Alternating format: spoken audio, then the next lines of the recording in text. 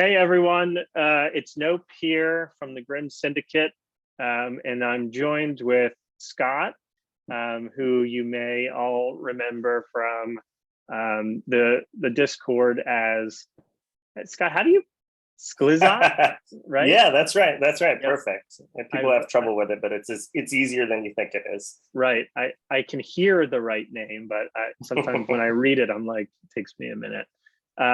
But Scott, you may know from the Grim Discord, and this is our first edition of Community Spotlight. So just to give you all a little bit of sense into what the goal of our Community Spotlight is here, it's just an opportunity for us to call someone out from the community who's been really contributing, doing cool things, has a project. And Scott is one of those folks who, if you are in the Discord, you've seen Scott or his work. So Scott, welcome and thank you so much for joining. I appreciate you being here today. Yeah, excited. It's my first one of these in a long time, so yeah, well, as we of course barrel through. Well, it's the first one that I'm setting up, so there's going to be some bobbles along the way, so we can bobble together. Just to give everyone kind of a sense of the goal of today's interview, let's call it an interview, is an opportunity for me to really pose some questions to you, Scott, and give folks a sense of the work that you've done, how you got into the space, talk through one of the projects that we're going to call out in a moment, and really try to keep it as casual as possible to get a glimpse of your work, your process, your life, how you got into this space, and hopefully give someone some interesting behind the scenes looks at some of the things you've been working on. Yeah, of course. Cool. Sounds great. So to kick things off, Scott, I'd love to get a sense of who you are and how you got into design even to begin with. Yeah, well, I'm Scott, as we mentioned. I think if you ask like my parents, they would say I've been drawing since I could basically hold a crayon, and that drawing is kind of like ebbed and flowed throughout my entire life. I went to college. I went to a fine arts school, which for the first 2 years I really focused on kind of classic art, which is like drawing and painting and sculpture. There's a little bit of printmaking. I did a lot of photography. And then I moved into, my major program, which ended up being graphic design. And I'll date myself a little bit, but this was the late 90s. So there was, we were on like Photoshop 5 and, using the first wave Emacs, I think, at the computer lab at school. So we Nice. didn't even really have a web program when I was there. I think the web we had one class that was like an elective that I took that did web design, and it was literally just like putting a square like canvas into Photoshop and putting pictures on top of it and being like, you made a web page. And that was kind of the extent of that. And then I left school, and I didn't have the best college experience. I didn't like how the program ran, and I felt like I was taught a lot more to copy kind of classic works and classic like designers rather than like finding your own voice. So I took a break and kind of did some odd jobs here and there. And then I kind of found my way as just kind of being part of the scene into doing rock posters. Nice. So I did rock posters for a while, heavy on the illustration and the big type, and making sure, midnight runs to Kinko's and getting them all printed out and finding, your buddy that's going to hook you up and give you, printouts for half price and doing all that kind of stuff. And that was like my segue back into illustration and design. I did that for a couple of years. And then I found myself at a branding design company, doing branding and package design. I was like an associate print production artist when I started there. I kind of moved my way up through there, ended up being like the digital person in our little like creative studio.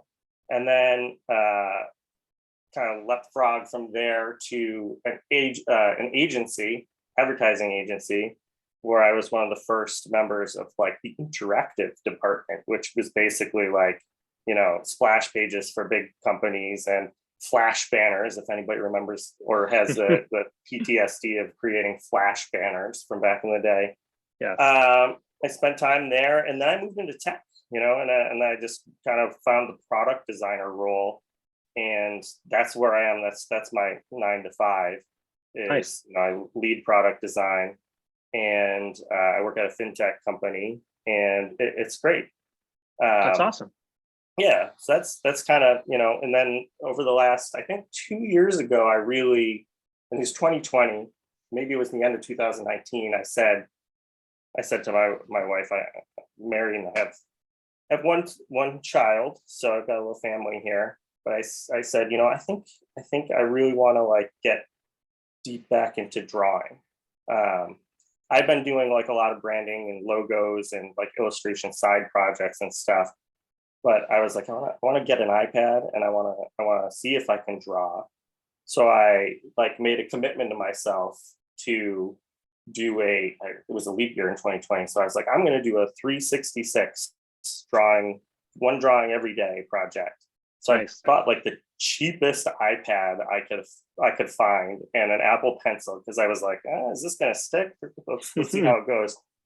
And I did it. I mean, you know, I feel like people that take on these projects, anybody that says so will always say you're never going to do it every day, and you have to kind of forgive yourself for that. Like if you do it really every day, that's amazing, Right.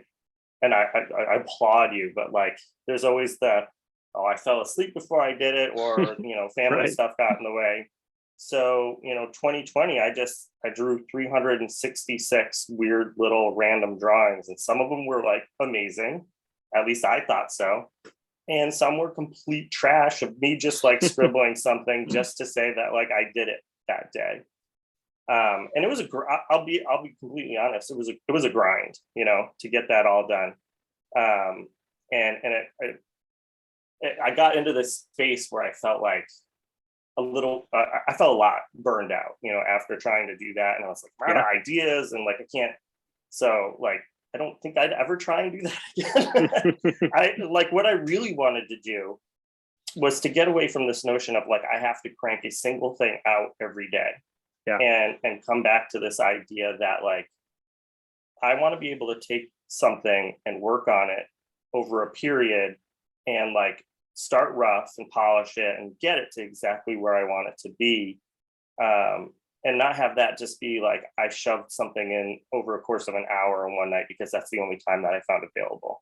Right. So by, you know, mid 2021, I was kind of back in that like, okay, what if I try and do like a drawing every week to get back into it?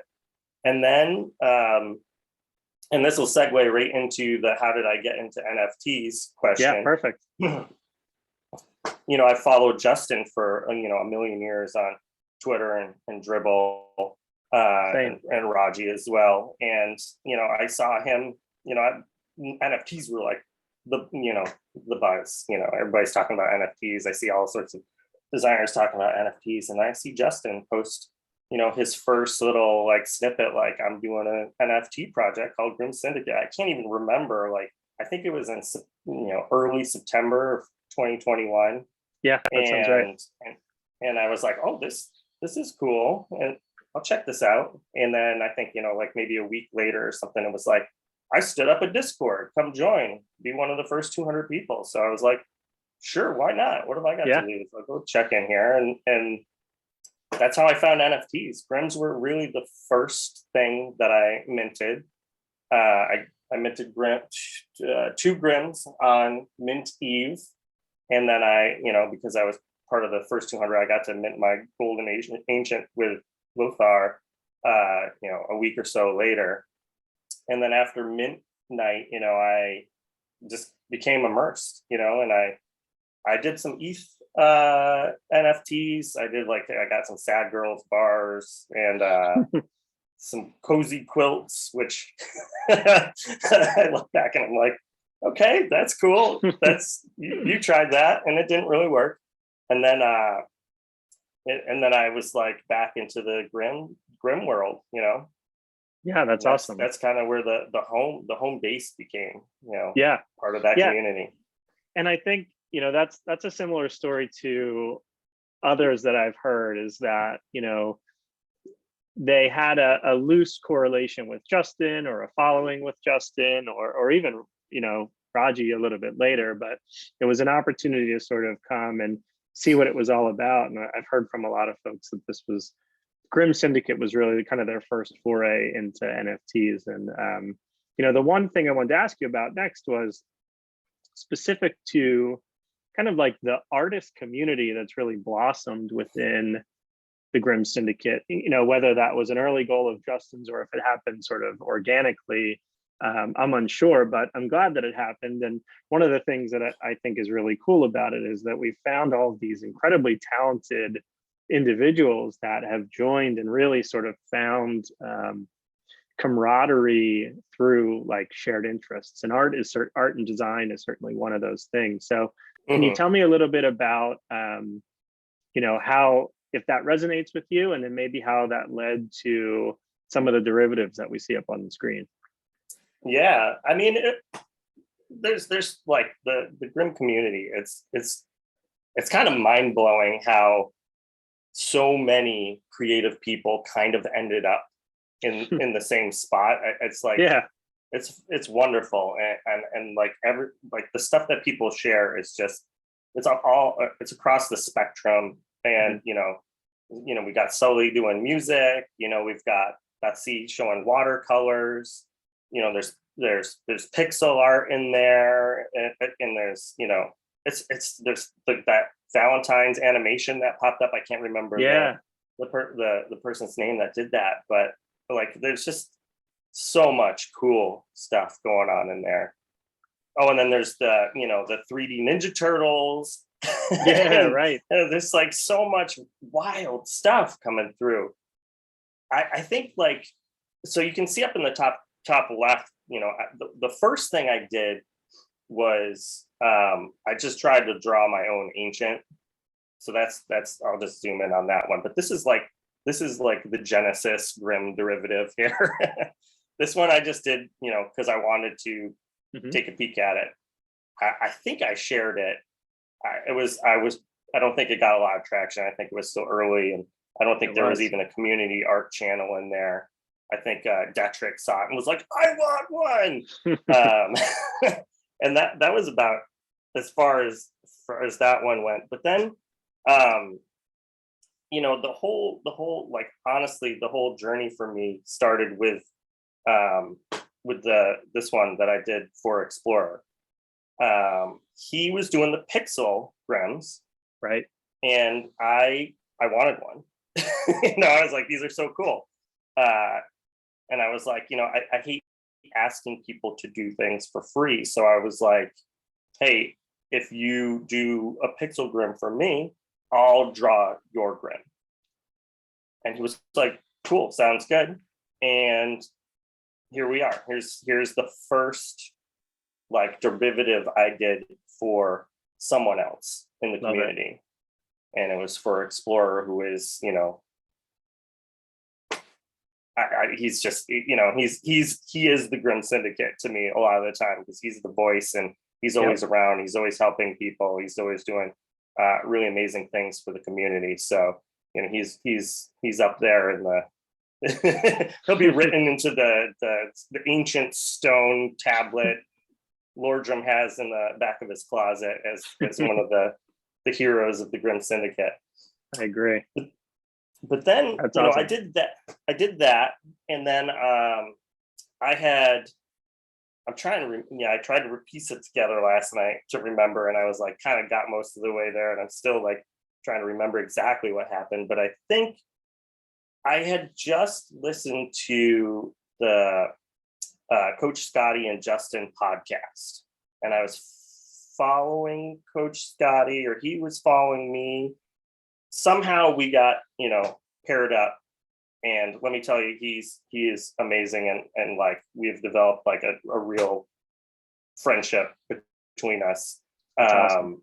Since that happened. But he was basically like, why are you not doing more of these? And why are you not sharing them? Like, and I was like, okay, you know what? Then I'll do one for you too. So I did, you know, the Coach Scotty Grim that I believe maybe he has even printed out and hung up on his wall in his office. And I know I gave him a print file for it. So I think that's what he wanted to do with it. That's awesome. And then, you know, then I did a bunch more. I mean, there's the classic Nope derivative sitting right there. Love it. It's my favorite. But like I had done about half of these, I think, maybe less. And I got I think it was just a reply to one of them, and Alpha Boopie just was like, how much to do one for me? How much to do one for a Boopie? And I was like, let's shoot me a DM and we'll chat about it. And I think I've spoken to Alpha Boopie every day since that day. That's awesome. But he was like, how much? And I was like, I don't have any Boopies yet. Oh, give me a couple Boopies and we'll make it happen. And that's awesome. You know, and then I drew, let's duck into here quick. And I drew the OG. What we call the OG Boopie, which is the first, this was before even I knew historians was even a thing. Right. So I drew it and he shared it amongst the team there. And you know, I'm recalling his words here, but he comes back and he said, everybody here loves this. Like, this is bananas. Like, what would you think about doing a collection?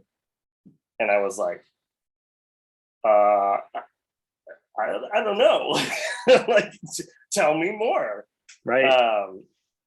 So we chatted about details. You know, we came up with an agreement that both of us were happy with. You know, obviously coming from like the design freelance world, I was like, I'm not going to do anything without a contract. And he was like, are contracts even a thing in crypto? And I was like, right. I don't care, but I'm not going to like, you know, pour my heart and soul and my time into something just to have you, you know, take all this and walk away. So he was like, whatever is going to get you on board. And, you know, he drew up a contract, I signed it, and we got to work. That's awesome. Yeah. And well, that was November, I think.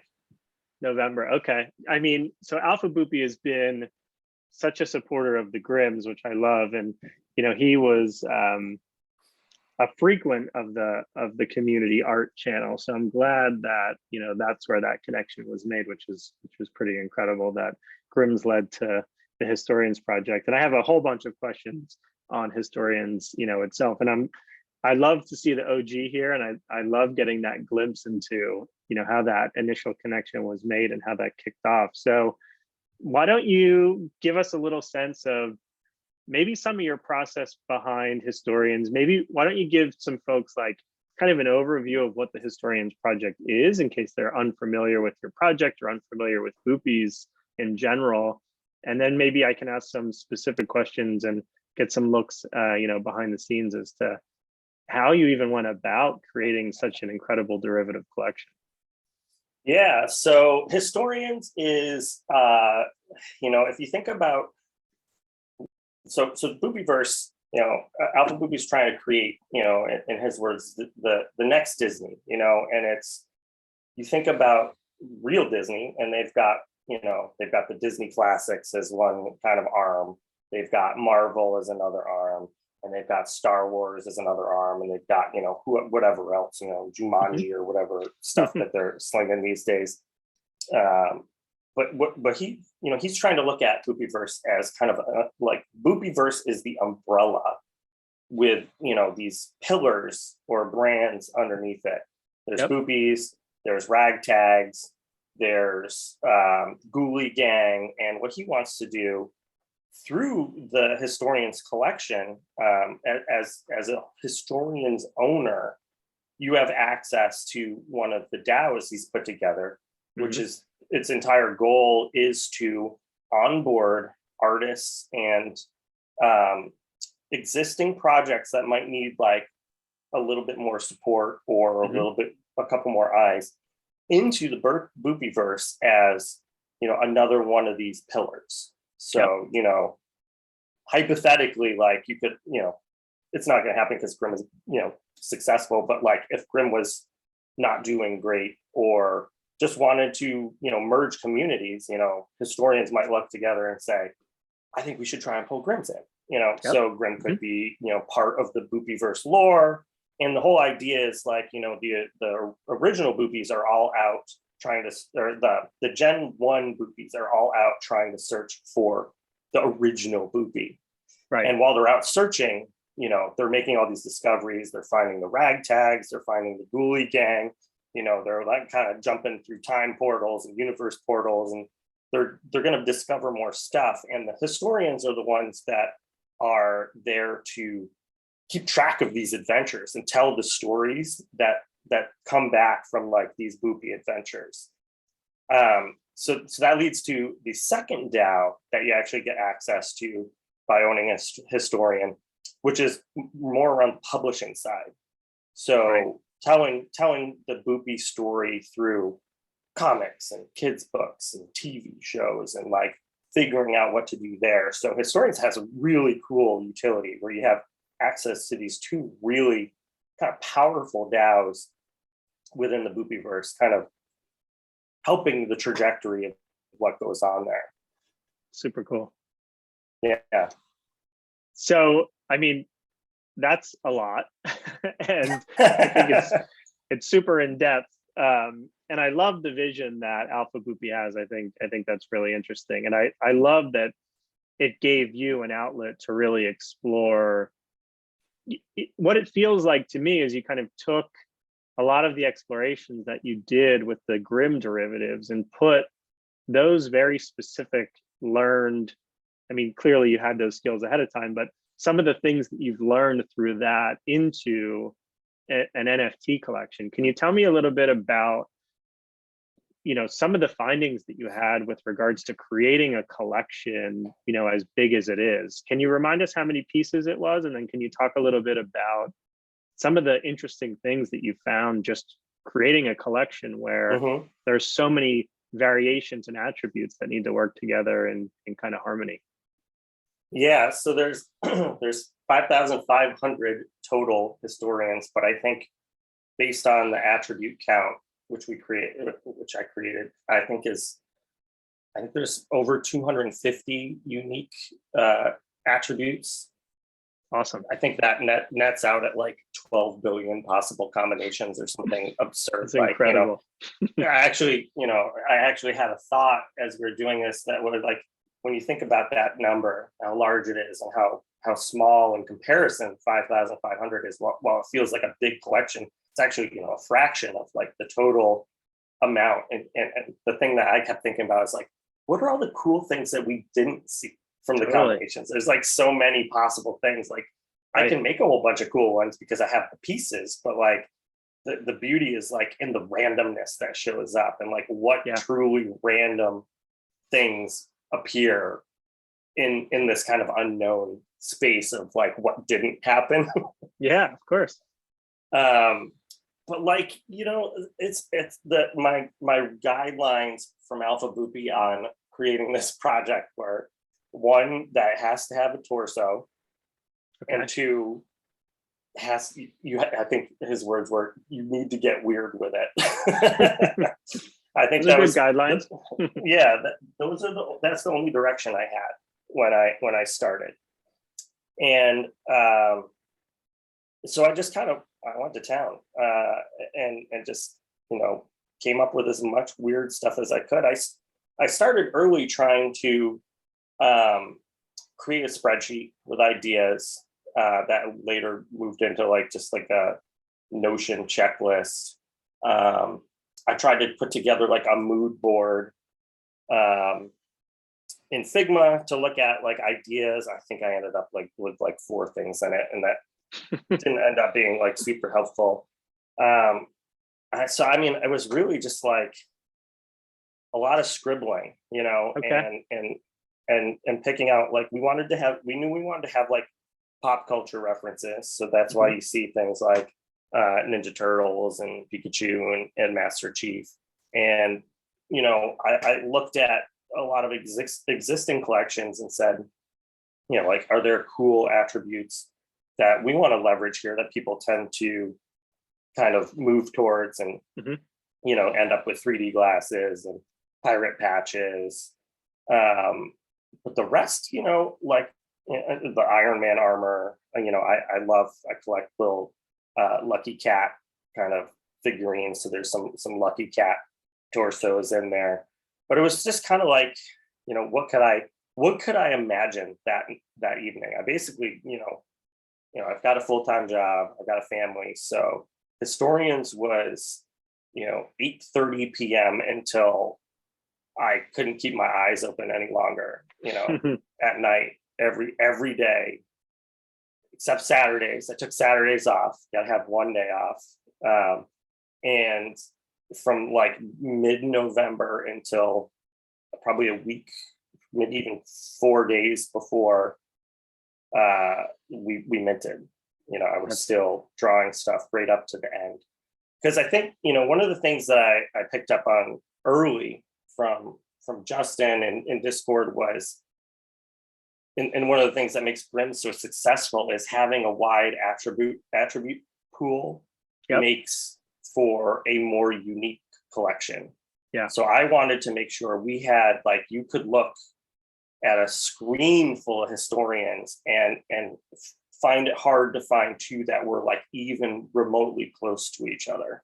Yep. They might have the same head, or they might have the same torso, or there might be shared backgrounds, but like I wanted them to all feel, and I think I did a good job. People talk about it a little bit, and I love hearing it, but I wanted everyone to look like a one of one that I drew.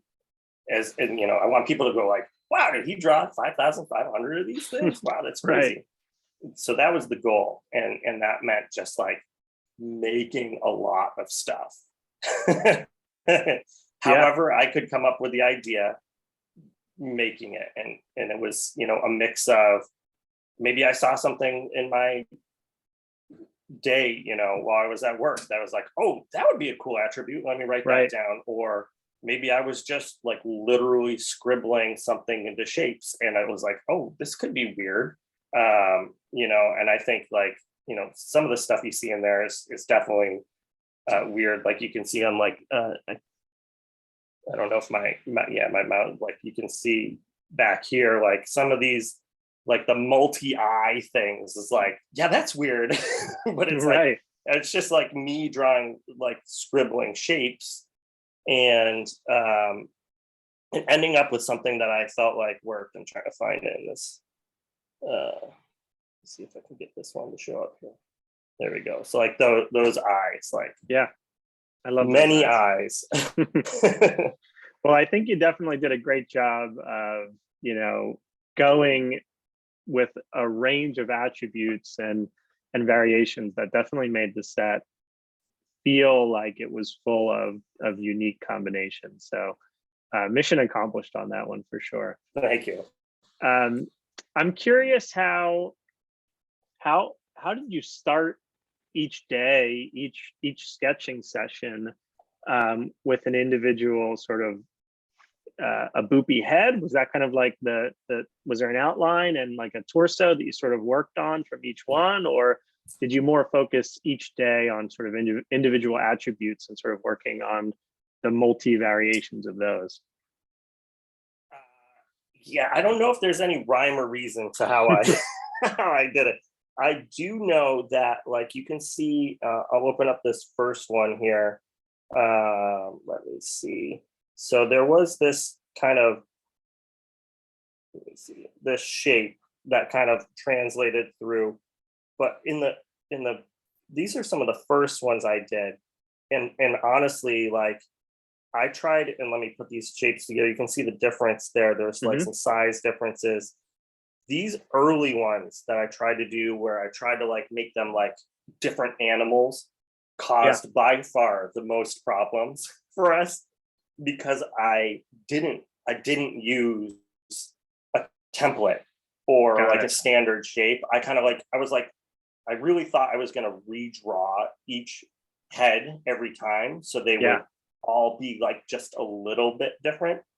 And I quickly realized, like some things like the tentacles I drew on this one, so they match this head, but you can see when, you put the other piece behind it, like there's alignment issues, or it's like a little off, or like maybe I think even on the cat one, maybe there was, maybe it's not this one, but there was gaps between like the edges of the head and the tentacles. Yep. So there was a lot of trial and error discovery around what was working, especially in these early stages. And then I finally was like, okay, I just have to use the same head shape for every one. So I kind of minimized our issues by moving that direction. But that wasn't the only stuff that like caused problems.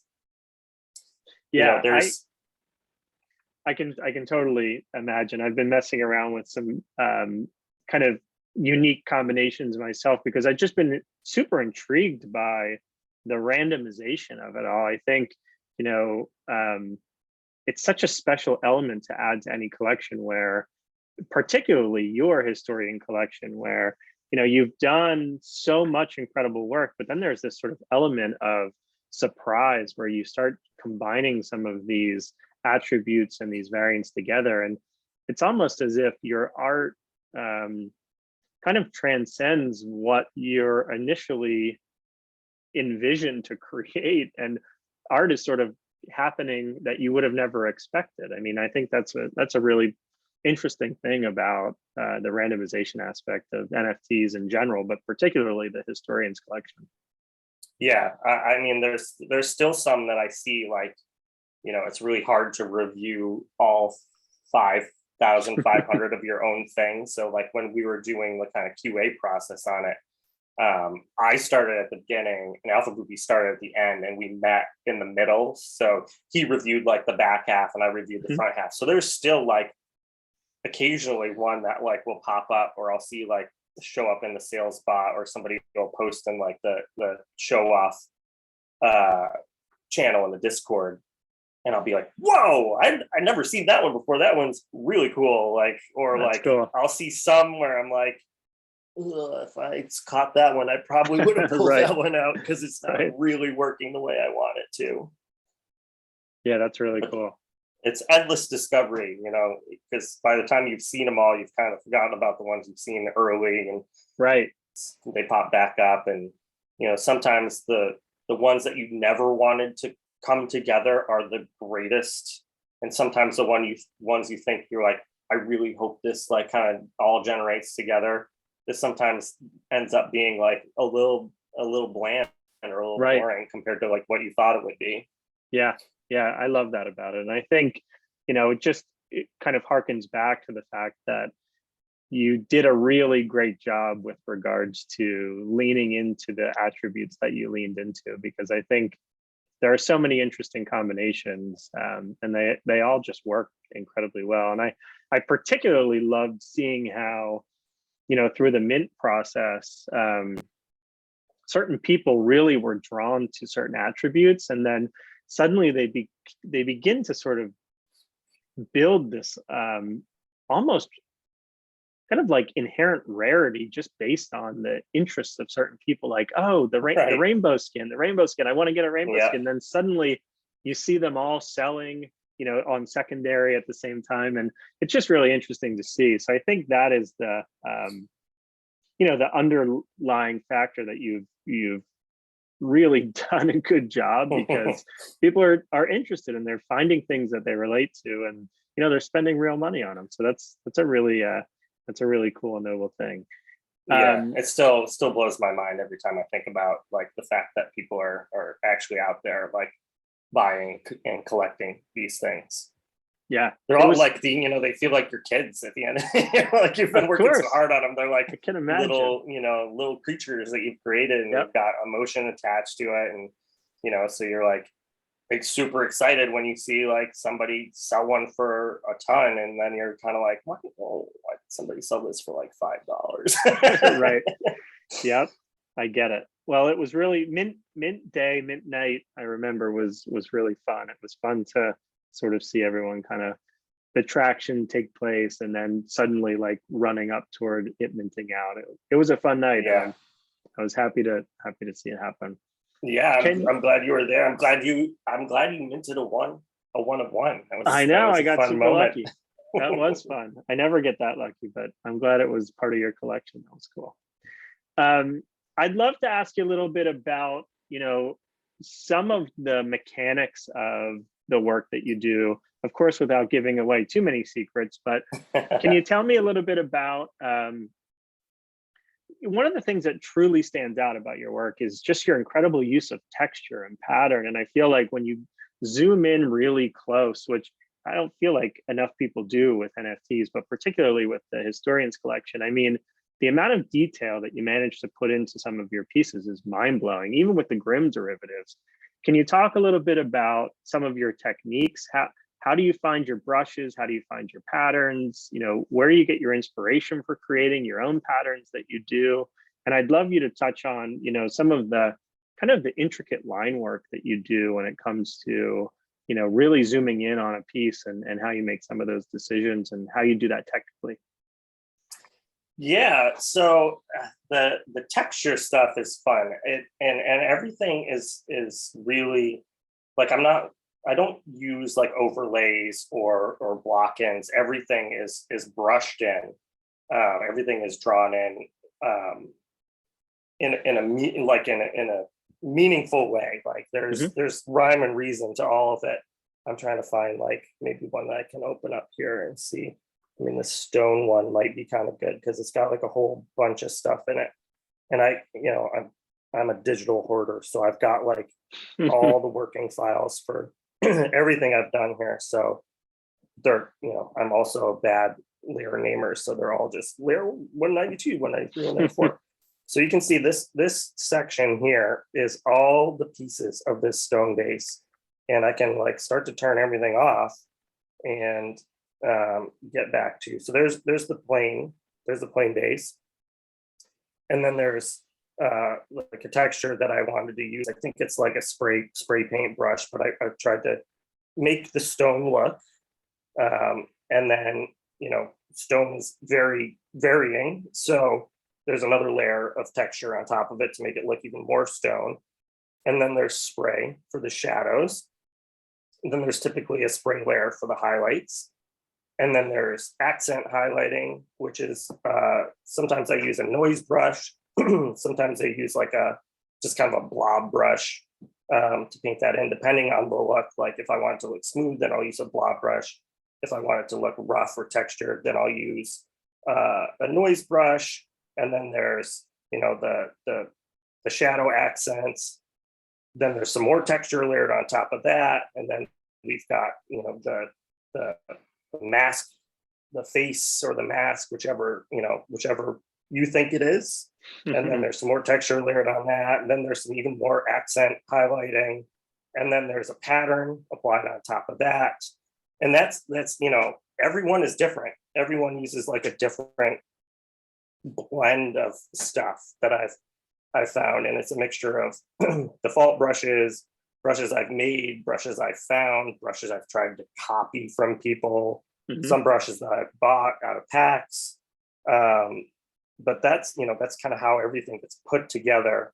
And then, so we can look at like the tux here. So the tux is a blend of texture, but also here using lines, just drawn lines as shadows instead of like an accent, just to give it a little bit of a different feel.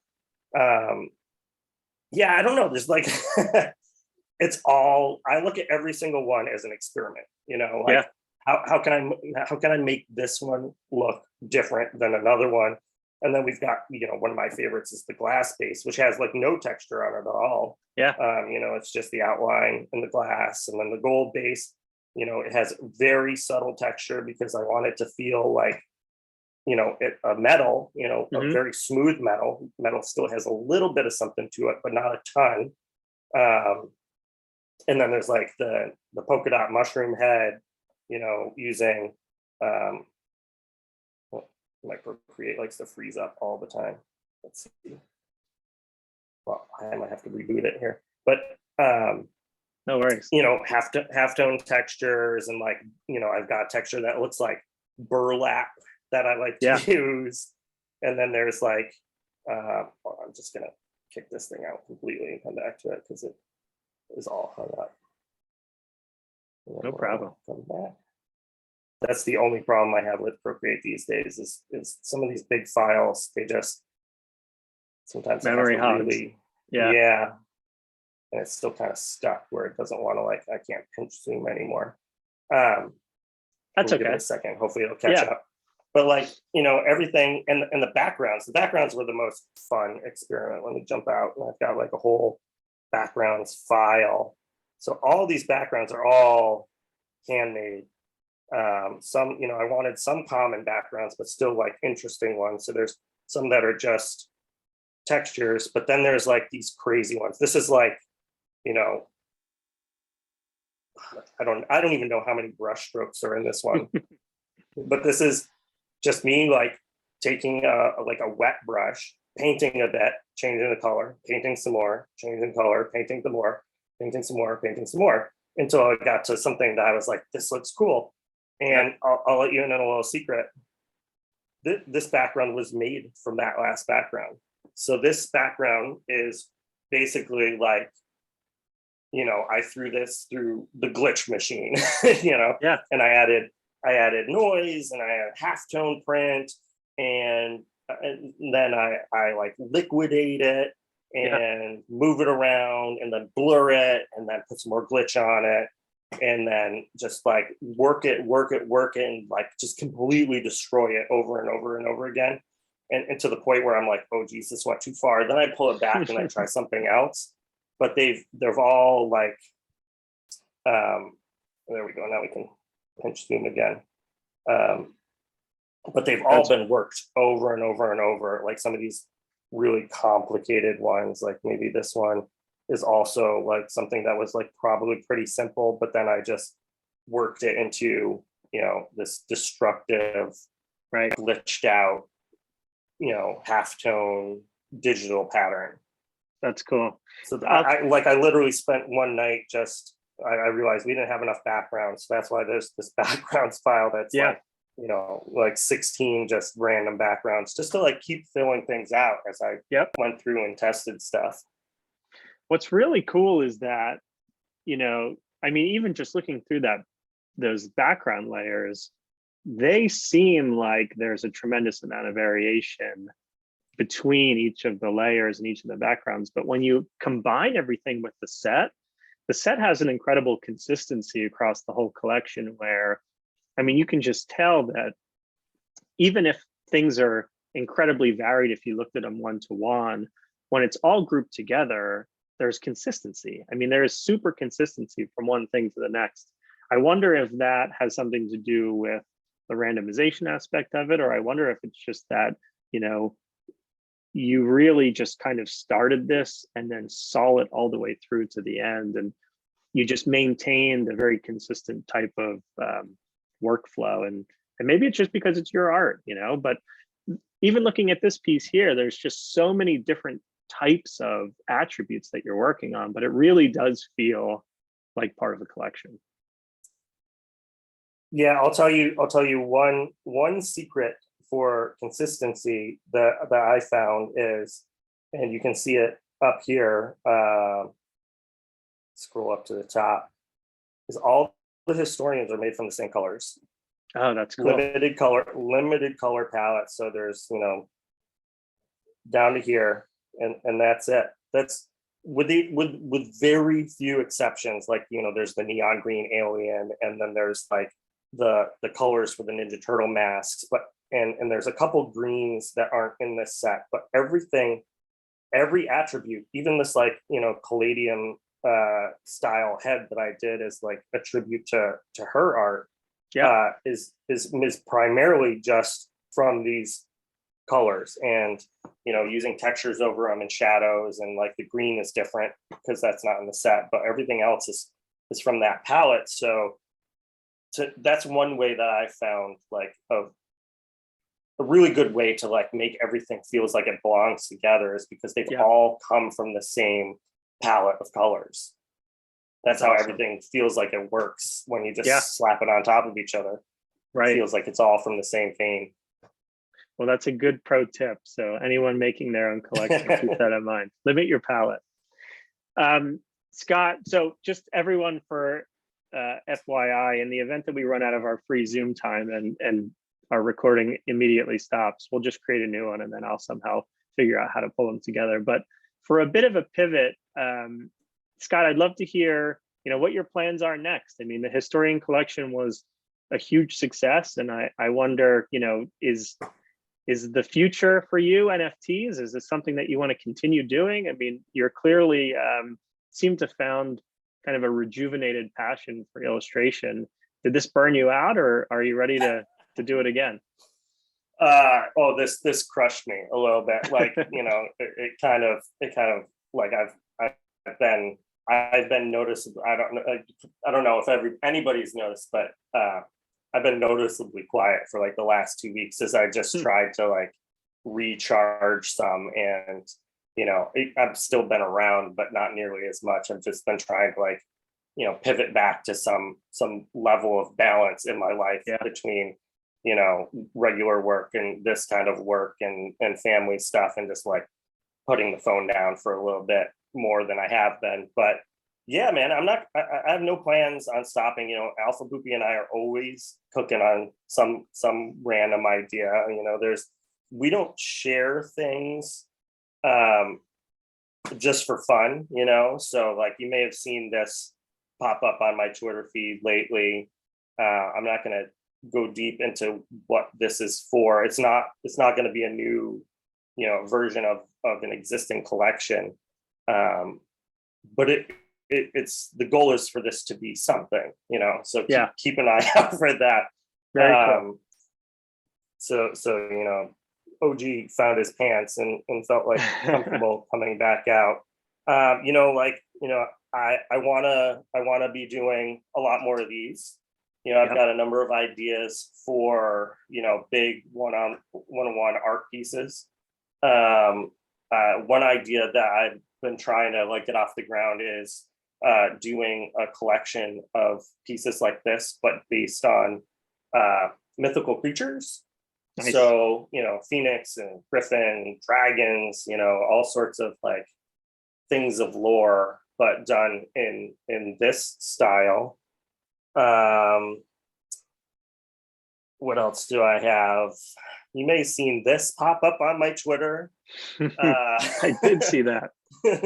So that's something. Here's a one I did last night. So I'm not exactly sure where these are going. I have kind of a working concept. A small set of purely one-of-ones that might get dropped occasionally over the course of the rest of the year. For I don't know if I'm going to do auction or low flat price for people that just want to like be able to grab something. But my goal is like to keep putting out stuff and make it accessible for everybody. If somebody wants something that I did, I don't want it to be like, I don't want all my stuff to be out of reach. Yeah. So, I've teased some of this. I know you've seen some of this. Some other people have seen a couple of things, but oops, I turned that by mistake. But I've got this, this world building, and I've got a Twitter feed. I think it's at Flame Wardens. There's not a lot there, but that's going to be the place where some of this stuff starts to get dripped out a little bit. But what I'm hoping to do with this collection is basically let you purchase basically like the NPCs of the story, and there would be all sorts of different tiers. There might be, this, it might be a flame hound, which might be a flat price, but maybe mid-level cost. There might be, I don't know how this guy got turned, but there might be like smaller, like everybody needs a job, right? There's always jobs to do. Not all of them are glamorous. Sometimes you just got to pick up the trash around the city. So maybe you want to pick up like a little maintenance spot, and that is like maybe the cheapest price point. Or maybe you want to like own a piece of the world, which is, you know, maybe more auction oriented or like a higher tier. So I'm working through like the ideas on this, or maybe you want to actually own like an elder of Very cool. you know, part of the lore, and maybe it's a named character, maybe that's an auction. I don't know. There's like so many possibilities of what you can do. Maybe you want to like own a sentinel that, you know, towers over the city and keeps an eye on things. But, you know, there's a lot to work out, like, and there's like no wrong way to do things, but you want to try and get them as right as you can for what works for you and how you want to approach things. So, you know, I want to be able to create like a collection that has multiple price points, multiple entries for people, a lore that people are like engaged with and excited about, and like allow them to just like buy in and be a part of it. Does that have a really Discord? Cool. I don't know. I don't think people want more Discords, but maybe there's like a very creative, and it's just a storytelling. There's no other utility other than, you know, you help create part of this story. I don't know, you know, everything is an exploration. So, you know, I just kind of figuring it out as you go, as you try things. I like these guys, you know, my working title, they're Lil Weirdos is the working title there. So like these guys, it's just like, if you want one, you buy it. There's no, you get what you get. You know, if you want it, you can have it. There's no Discord. We're not going to talk about these or talk about their utility. You either want to buy it or you don't. So that's, you know, that's that collection. Like it.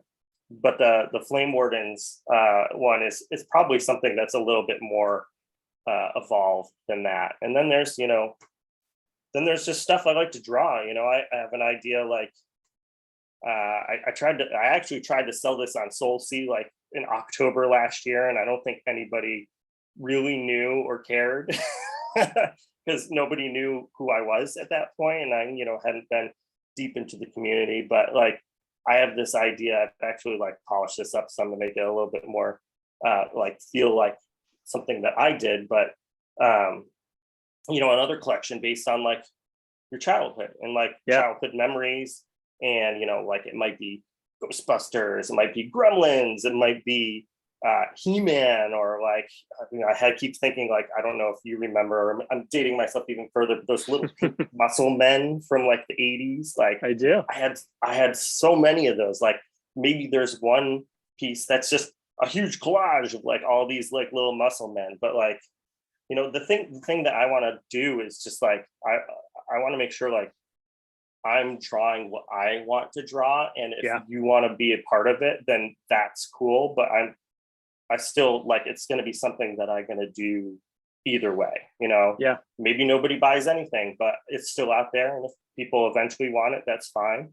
But it's, you know, it's just an open, like there wasn't an opportunity to kind of do this before NFTs really, like for you to draw something and try and sell it required some level of like creating a store, or are you offering prints? Like nobody's just going to buy this JPEG off your, you know, Shopify website or whatever, Squarespace storefront.